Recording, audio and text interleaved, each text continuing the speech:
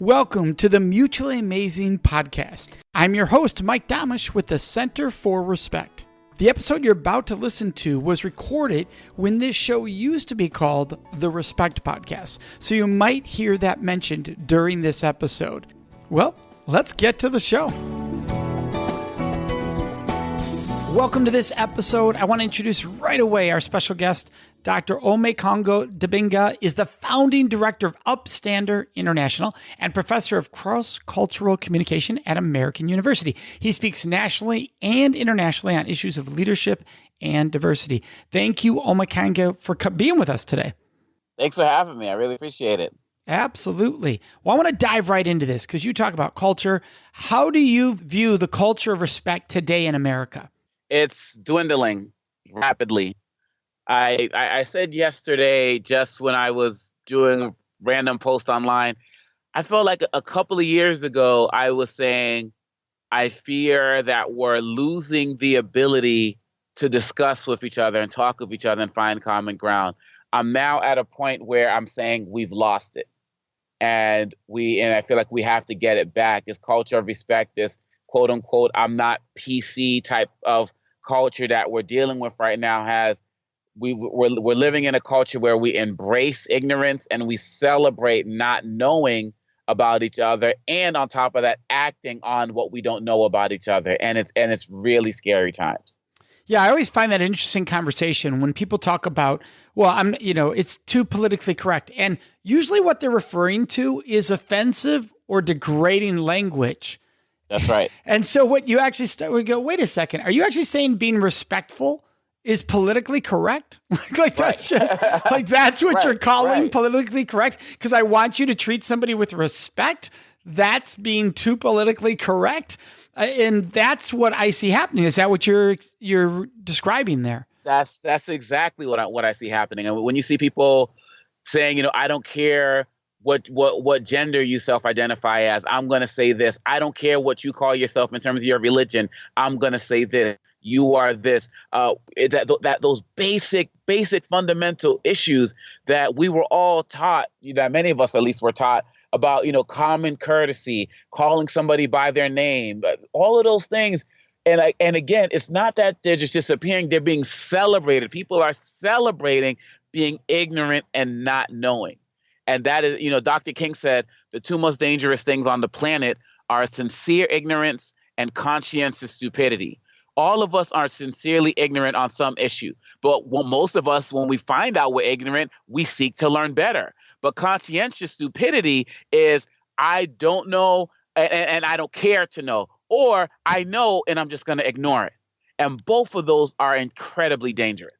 Yeah, and they're built in this self-righteous. And don't get me wrong, we can all be self-righteous. So I'm not saying that any of us haven't been or aren't, daily, weekly, yearly, whatever, we can be self-righteous. But it's this idea that I love that you're bringing up is the important aspect of it, is that it's taking pride in, I don't care. I don't care what makes you feel bad. That's your problem. That's right. And once we realize it, again, I'll quote Dr. King again, learning to live together as brothers and I'll add as sisters or perish as fools. At some point, we have to realize that we are all in this together. And we have to realize what affects one person should affect you. Because if you don't act when you see it, it's just a matter of time before it's hitting your door as well. And I think it was a great quotation that talked about, and I'm paraphrasing, when they came for one group, I didn't say anything because I wasn't. When they came for the socialists, I didn't care because I wasn't that group. When they came for and I'm just making up different groups here now. When they came for the Jewish people, I didn't say anything because I wasn't part of that group. When they came for the black people, I didn't say anything. And now they come for me and nobody's here to support me. And so I know the first person's name, his name was Neiman, and I know he had different groups in there, but the idea is the same. If you don't stand up when you're seeing other people suffering, it's just a matter of time before it comes to your door, and nobody's going to be there to have your back either. Yeah, and this is a point that I brought up in the past too, which is those of us who are fighting to create a culture of respect, also we have to treat the counter voice individuals with dignity and respect, or we have no chance of transformation for them or us in creating that culture. Because I think what happens is what you're saying, the quote from Martin Luther King Jr. about the conscientious stupidity is, then what happens is some of us, not all, but some of us will go, see how stupid they're being. And that's not what you mean by that, but that's by saying, hey, we could all fall into consciousness stupidity. But when we go to the individual and look how stupid they're being, now we're playing back into exactly what we don't want to be treated. We don't want them treating people with a lack of dignity and respect, but we're treating them with a lack of dignity and respect. So I can say, wow, we need to discuss our core values here and where we disagree, or our beliefs or our behaviors, without attack of the individual. Absolutely. Look, I teach at American University and I speak at college campuses across the country. So at American University, I teach cross-cultural communication, like you said. And the first thing I tell them on the first day of class is, look, this is a free space. This is not a space. My classroom is not a classroom where you're going to get graded if you think like me. I'm out there on social media. You can easily see what I think about issues. I don't care what you think about anything. What I care is how you think. I care how you're informed. I said, if you are somebody who just watches CNN all day, or only watches Fox all day, or only watches MSNBC, you have a one-sided opinion on issues, and this is a class where you have to explore. I welcome you to explore different ideas, and I welcome you to respect the ideas of others. I tell them, I don't care if you're liberal, Republican, conservative, Democrat, we have to work on how we think. And to this day, I've been there 4 years. Students who come to visit me, all backgrounds. I got, Muslim, Christian, conservative students, everybody. And you take an issue like Black Lives Matter, really divisive issue in this country right now. People write papers in my class on Black Lives Matter perspective, supporting it. Some write from All Lives Matter supporting it. And they both can get stellar grades in my class because they show me that they're learning how to think, that they're taking other ideas into consideration, even if they disagree with them. It's called critical thinking. And we've lost that in this country, and we need to get back to it desperately, or we're doomed. Well, and I love the fact that you bring up, do you just watch CNN or MSNBC, or you just watch Fox News? And even those who go, no, I watch both, we have to stop and ask ourselves, if we are watching both, are we watching them truly, honestly open to both? Or do I love CNN and I go watch Fox News to hate it, right? Or do I love Fox News and I watch CNN to hate it? Right. Or do I go there and go, where do they have something that looks objective? Where's the article here that looks objective that I'm not seeing at the other one? We grew up, high school and everything, different, check your sources, verify your facts. What did Ronald Reagan say back in the day? Trust but verify, right? But now it's just like in this society where you can curate your information, where if we go both to your YouTube page and my YouTube page and look at the side videos, they're all, my page is going to be completely different, even though it's the same website, because our news gets curated based on what we've been watching before. So nowadays, you can only listen to Rush Limbaugh. You can only listen to Wolf Blitzer. You can only listen to Rachel Maddow. You can only listen to Stephen Colbert and get fed the same thing. And like you said, you can go to your network and go, yeah. And then you go to the other network and be like, boo, boo, boo, because you're looking for that. It's like, waiting to speak, as opposed to, listening to what someone else has to say. And I believe that we can do better. That's why I teach. That's why I engage the young people, because I believe they're going to save us. So how do we do it? What are steps each of us can take to try to transform the situation from where it currently is? The first thing is we have to start genuinely listening. Someone once said, we have 2 ears and 1 mouth. We're supposed to use them in proportion. Stop waiting to speak and actually hear what somebody has to say. First of all, take notes, like when they're talking. Ask them follow-up questions. What we do in this society is, we're extremely dismissive. We're just quick to say, oh, that's not true. That's not true. That's not true, because, whatever. And so, for example, I was applying for a job once, and I was told that I couldn't get this job. They told me to my face, because we needed to hire more women. I would never walk out of that room and walk up to a woman and say, see, I know what it's like to be discriminated against because of my gender, and diminish their whole experience in this country. So the first thing we have to do is genuinely listen. The second thing we have to do is we have to actually educate ourselves by diversifying our sources. This is hard work. If you're a Wall Street Journal guy or a Washington Post guy or whatever, you actually have to go and pick up a different source two or three different sources, see what people are saying about diverse perspectives, and then make your conclusion and engage in the discussion. Those are the basic steps right now. And realize it's okay. You still may not agree, but inform yourself. Make your decision based on an informed idea, and we can start to find common ground. I got a student right now, Republican student, staunch conservative guy, it came into my office today. We were talking, have a great conversation, and he knows where I stand on certain issues. We disagree on a lot. He left that my office hours asking me for a recommendation for a job that he's applying for. And I'm like, absolutely. Because we find the areas we agree on, the areas we may have disagreement on, but he doesn't look at me and say I'm less American than he is, and I wouldn't dare do that to him. So we have to do that. Can we sit down and hear what look, when we go back to Black Lives Matter, right? There are real issues that the African American community is facing in this country. There are also real issues that law enforcement face as it relates to how they're being perceived.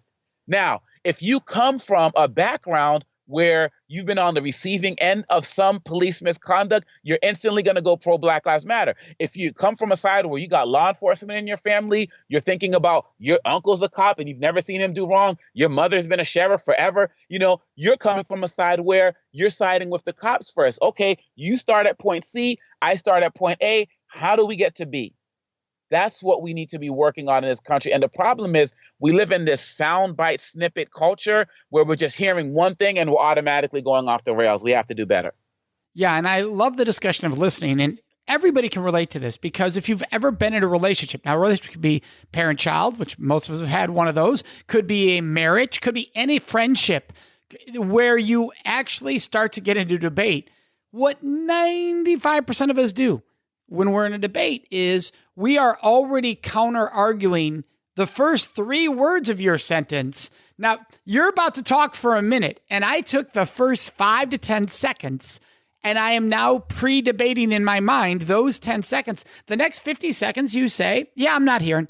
That's right. And then I respond to your first 10 seconds, and you're even more infuriated because you said 50 seconds more past that. We're so off subject now.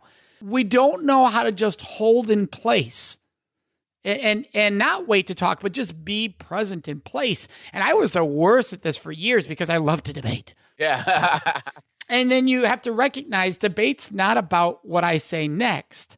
It's about listening and trying to learn, and maybe don't try to debate, but instead engage and learn and discover. And this is where it's gotten worse, Mike, is that now, as you know, we live in this microwave society, so everything has been sped up.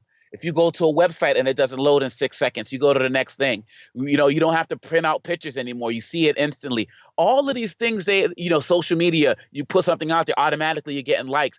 All of this stuff has affected our ability to process because we're so used now to having everything happen quickly. We're also making up our minds quickly. And as I said before, as Donna Ford said, we make up she said, the less we know about each other, the more we make up. But someone else said, we make up our minds quickly and we change them slowly.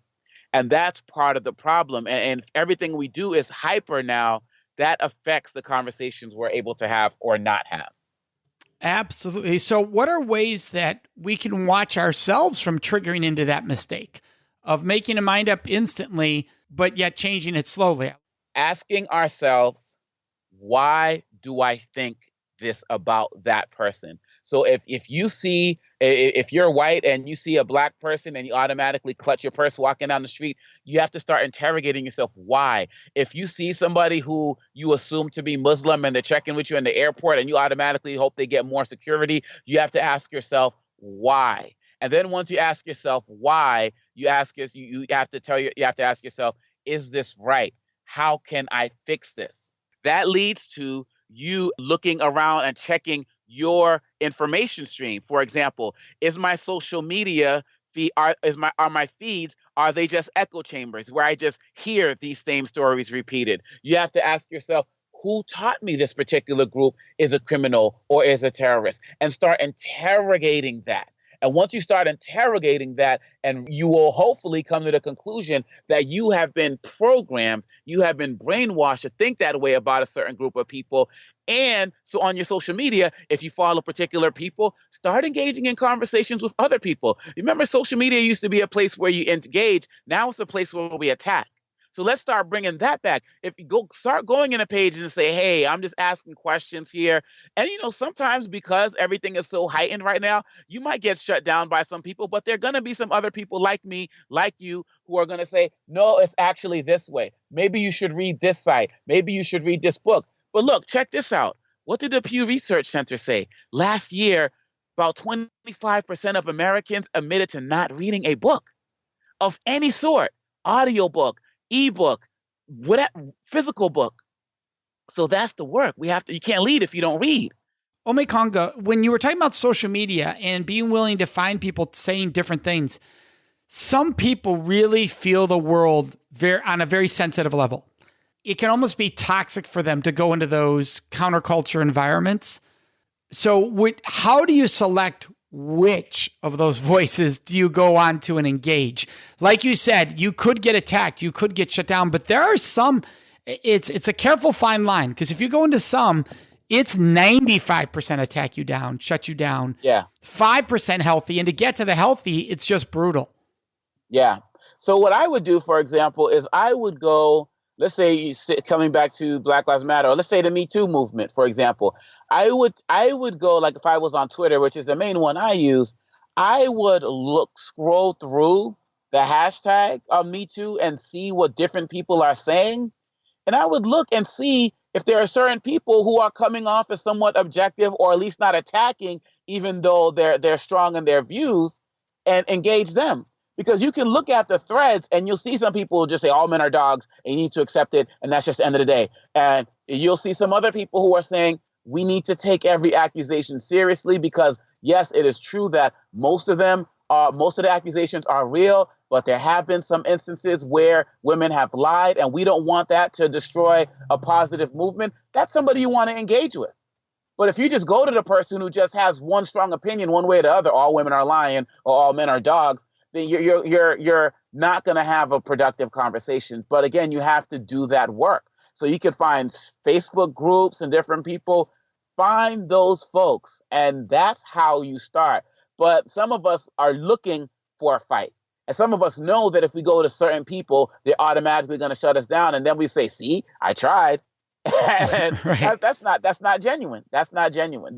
Those are some of the ways you can do that, is by start checking the feeds of people and seeing if it's somebody you can actively engage with. And it doesn't have to be somebody with 1 million followers. Sometimes it's better that they have few followers, because as you know, what happens is those people who respond to you with a bunch of followers, they're responding to you, but they're really just talking to their followers.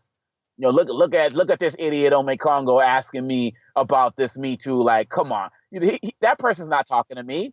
They're talking to their followers. So maybe the person who may have fewer followers but is interested in a genuine conversation. I've had some incredible conversations like that on Twitter just recently, just yesterday, by doing that. And don't engage in any name calling.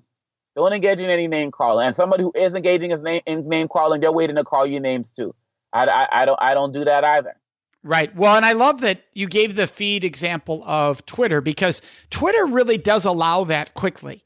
Facebook is much harder to do that, because one, Facebook is showing you your own bubble. Their algorithms are making sure of that. I know there are people I used to see that had very different opinions of mine that I rarely see now, that I would have to intentionally go back and be clicking their stuff for Facebook to send it back my way. So Facebook makes that harder. But Twitter, you're just scrolling. I mean, you can scroll through 1 million people's comments. So I love that. That's such a brilliant insight of just scroll and see who's having an intellectual conversation versus pure emotion attack conversation. Right. And let's not forget that, with what they talked about with the Russia investigation, that whole thing with the bots. I mean, there have been some situations where some of us have been literally arguing with people who were not real. Like they were created and just to plop out information, automatic responses to things. So when you scroll through the feed, you can tell very clearly if somebody's an actual person by the thoughtfulness of what they're actually saying, no matter what side of the debate they lie on. Yeah, and that's the danger, the unknown. And that's where you really got to do like we said before, you got to do your research, no doubt about it. Now, you and I both work to create a culture of respect. That's what we're both out there doing. What do you think is next in line to creating that culture of respect, to igniting that in organizations and communities? Honest conversations. When we look at what happened at the Jewish synagogue, and as tragic as that story is and heartbreaking on so many levels, let's also talk about the fact that the Muslim community in that area at yesterday morning's check, when I last checked, raised over $80,000 to support those families. And when hateful attacks have happened against Muslims in that area, from what I'm reading, members of that synagogue and Christian groups came together to support them. What I'm saying is that there's a lot more going on the ground if we go beyond the media rhetoric that we see that's out there.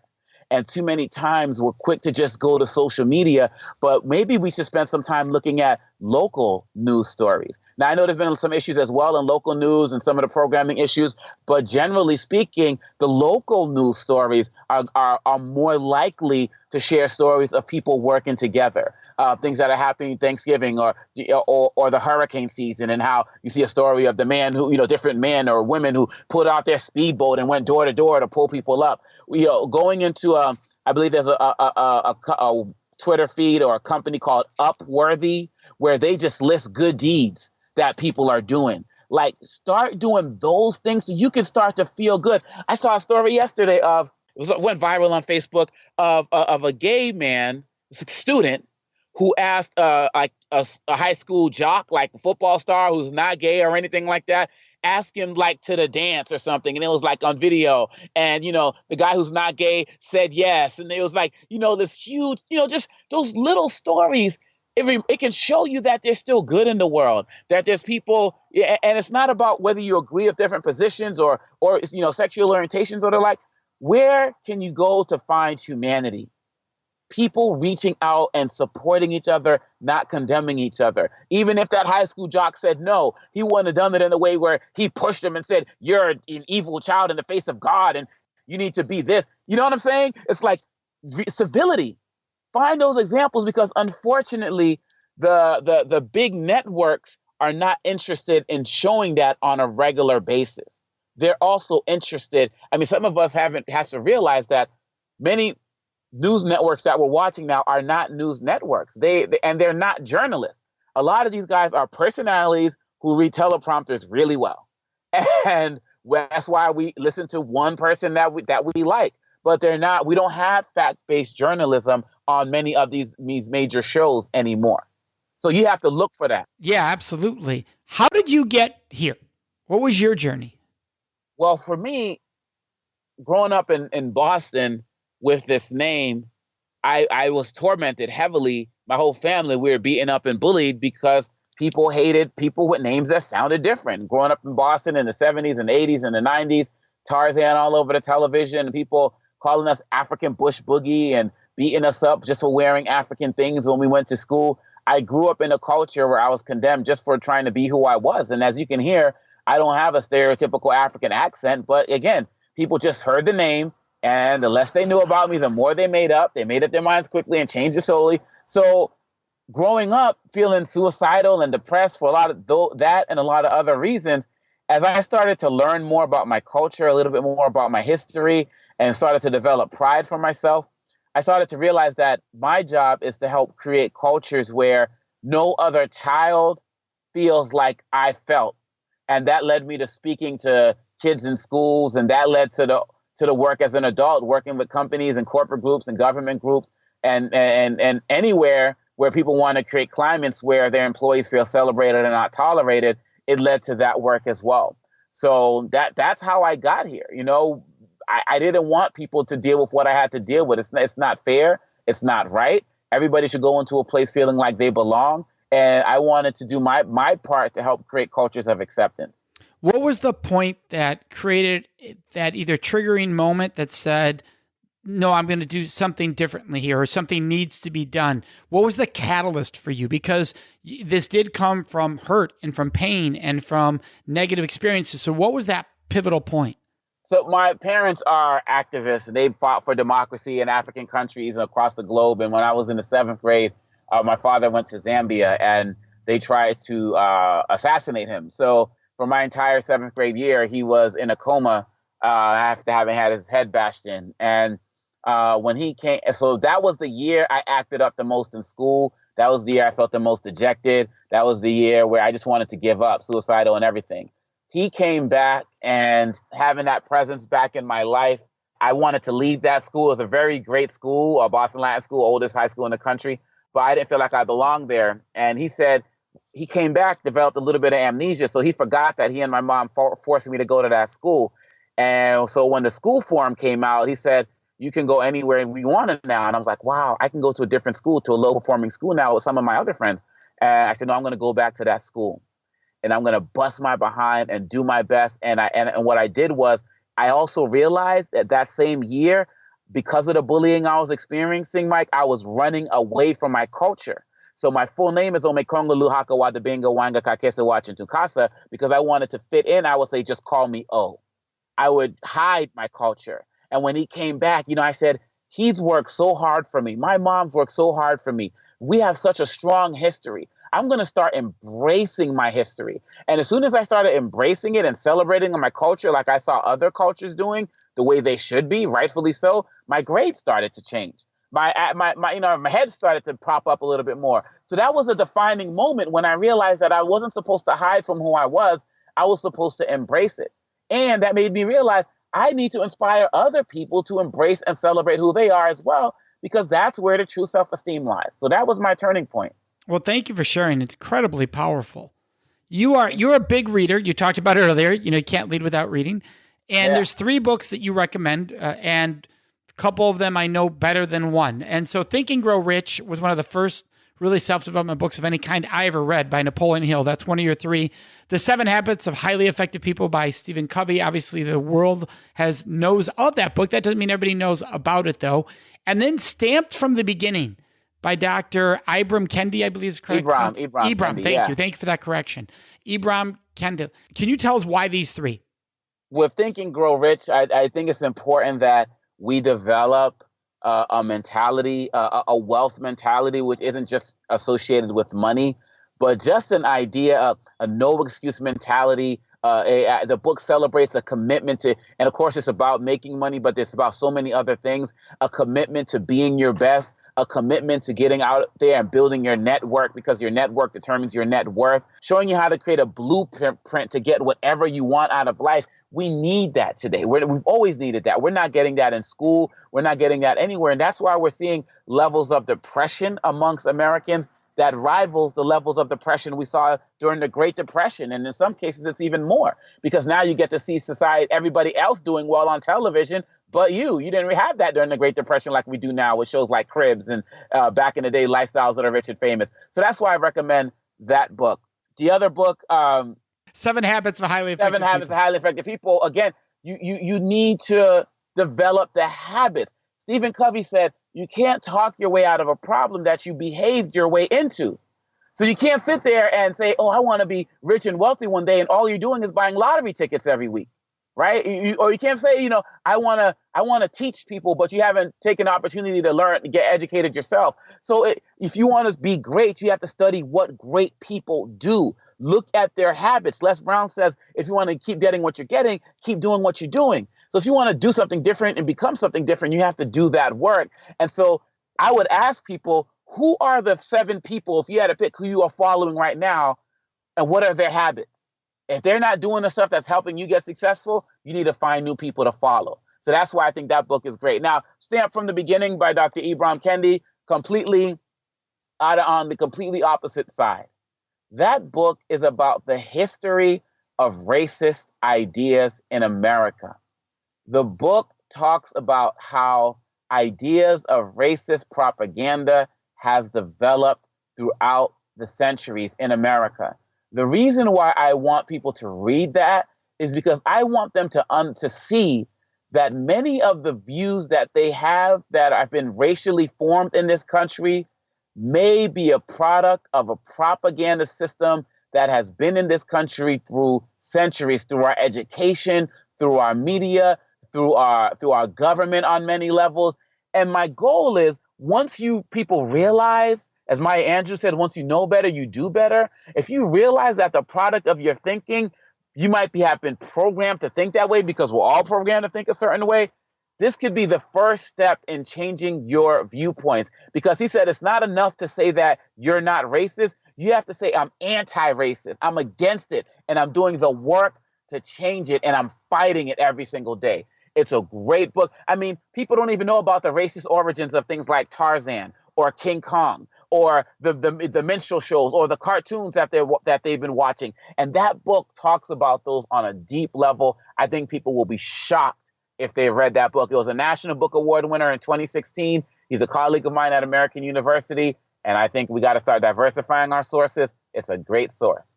Thank you so much for the books, for the insights, the brilliance, your expertise you've brought to the table here. Omékongo, this has been a great conversation.